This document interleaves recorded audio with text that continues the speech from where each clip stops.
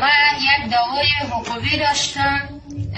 باز ولسوالی آمد به خانه ما، چاش بود که آمد به خانه ما که امی دعوا را اصل فصل کنه.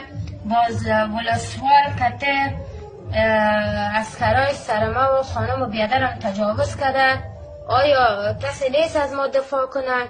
آیا امی برادرای داوود خان، خود داوود خان یا کجا هستن؟ چرا از ما زنا دفاع نمیشه؟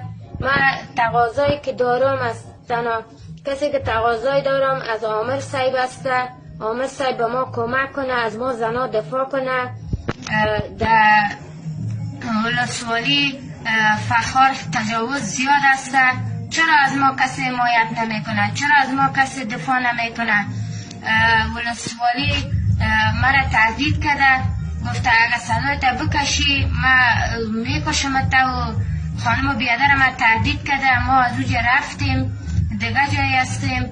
چرا کسی از ما دفاع نمیکنه؟ چرا کسی از ما حمایت نمیکنه؟ تا کی ما زنا باید چوب باشیم؟ تا کی ما زنا صدای ما را نکشیم؟ آیا کسی نیست از ما دفاع کنه؟ چرا دفاع نمیکنه از ما کسی؟ آیا عامر صاحب چرا چوب شیشته؟ مردم فرخار چرا چوب شیشته؟ چرا صدایتان نمیکشه؟ چرا میمانه که ما مردم روز بر روز سر ما تجاوز شود؟ چرا